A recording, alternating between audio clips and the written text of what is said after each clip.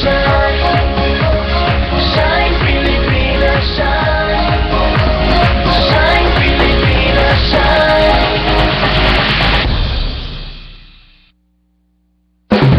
Maglingaw-lingaw ta, ug motabang pa. Makadaog pagyud og daghang sorpresa. Apil sa Bingo Fundraising Game karon ang Sabado, Hunyo 20, diri sa TV Barn sa ABS-CBN Complex. Ato sa atong kumbira sa kapamilya. Alas 9 sa buntag, iniguman sa atong Santos nga misa. Sayon ra ang pag-apil. Sa imo ang 50 pesos nga mapalit nga bingo card, makaduha na ka og duha ka bingo games. Daga ang mga kapamilya items. Duna sa mini appliances ug daghang papremyo. Gikan sa Sykes Asia Cebu. Ang kita sa bingo, gamiton pagpamalit og tambal alang sa atong grand halad sa kapamilya. Subay ni sa ato ang pagsaulog sa ika-20 nga anibersaryo sa DYAB 15-12. Ako si RC Dalaget. Daghang salamat sa mga nitabang alang sa labing dakong fiesta sa pangalagad, ang Grand Halad sa kapamilya. Muhatag og ice cream si Minda Ocliasa, 50 packs sa Bami with bread, ang Mabolo Bami House, school supplies para sa 300 ka grade 1 o grade 2, gikan sa Care 7, Cebu Equal Trading, Pidot Cycle Ports, Anjum CJI Traders Incorporated, ug Edsel General Merchandise. Sa mga gustong muhalad, tawag sa 422-1950 o 0917-830-6849. Ang Grand Halad sa kapamilya karon ang Hunyo 27 sa Cebu Technological University Main Campus sa MJ Cuenco Avenue sa Dakbayan sa Sugbo. Kini kabahin sa ika-20 nga anibersaryo sa DYAB 15-12. Ako si Jude Torres sa TV Patrol Central Visayas. Kini ang halad sa kapamilya. Halad sa kapamilya.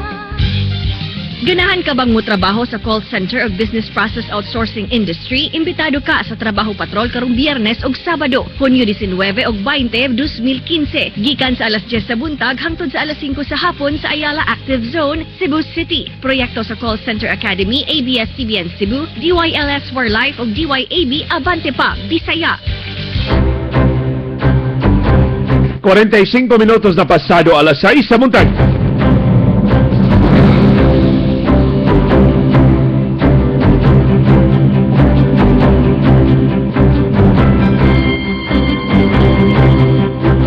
Nadaghan na naningil diri nganong wa kuno nato mabasa ang ilang mga text. Murag dunay problema ang Globe ron imo John. Okay imong Globe?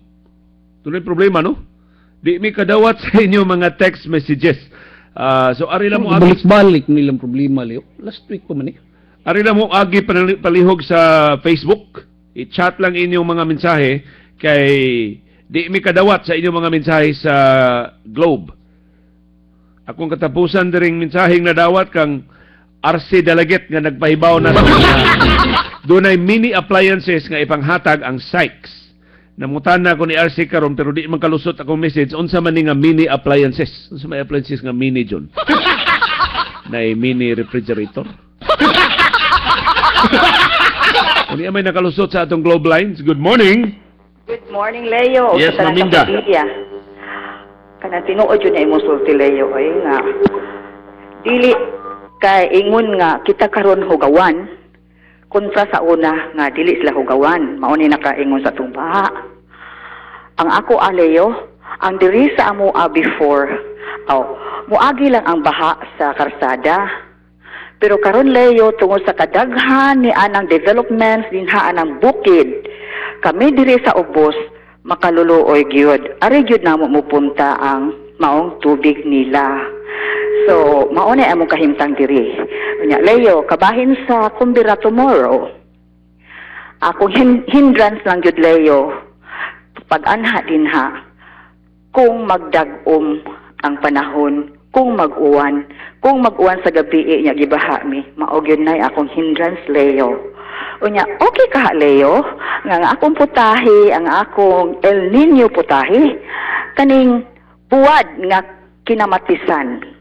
Buwad nga kanang dagko nga danggit nga gikan gyud na sa Ubay Bohol.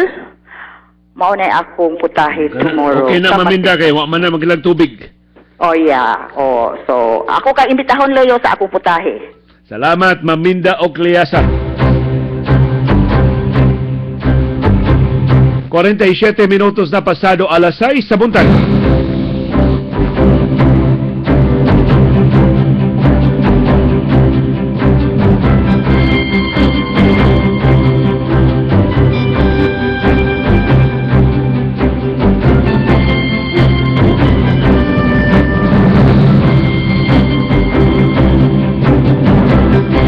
nagisgot man tag trapiko, nagisgot sa tag baha sa atong kadalanan, ang maayong balita karong buntaga mao nga giaprobahan na sa Department of Environment and Natural Resources ang Environmental Compliance Certificate o ECC alang sa BRT, kining atong Bus Rapid Transit o BRT system sa Dakbayan sa Subo. Na di pa ni ang BRT nga gisugyot o sa gitun-an sa Department of Transportation and Communication para sa Metro Cebu. Kini para Cebu City rani ang BRT.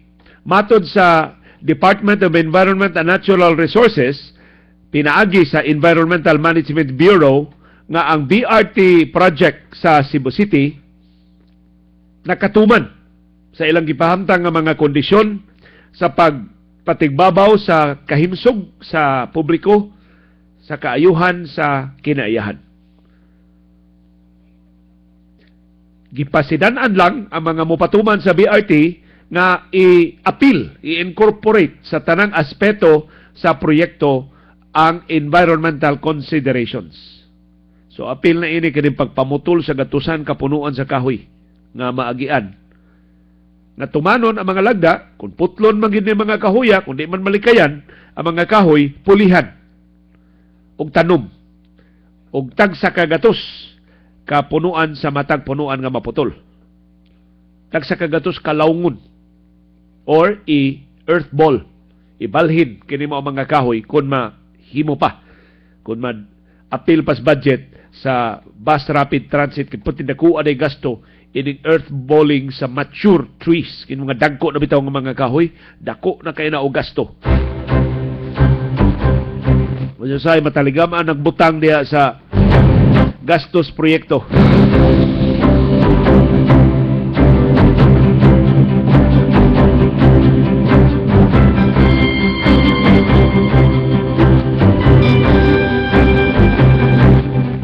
Usa des mga kondisyon sa Department of Environment and Natural Resources, DNR, sa di pakasugod ang proyekto sa BRT, magbutang na daan og nursery sa mga laungon sa kahoy ang kagamhanan sa Dakbayan sa Subo, nya tamnan og 28,000, labing menos na ni, 28,000 ka mga laungon, ka mga seedlings. Pangandam, sa pagpamutol sa mga kahoy, diya duna dayo ikapuli nga mga laungon, ikatanom, aron nga dili masugamak sa kadaot, dili mamiligro ang atong kinaiyahan tungod sa pagkawaan ng mga punuan sa kahoy sa kinatibuk-an nga langyab sa Natalio Bacalso Avenue, Osmeña Boulevard, Escario, Manila Talamban Road na maagian sa gisugyot nga BRT project sa Dakbayan sa Subo. Nagaling mo, Panahon sa bagyo, sa pamilya, kita magmagtuon. 3 important things na atong andamon sa dili pa magbagyo. Tubig. Magpundo og enough liters of water. Food. Pag-andam og ready-to-eat food, sama sa mga dilata. Flashlight. Make sure nga adunay enough batteries ang inyong flashlight sa panahon unya nga mag-brown out. Sa panahon sa katalagman, pag-andam, pagbantay, pag-amping sa pamilya.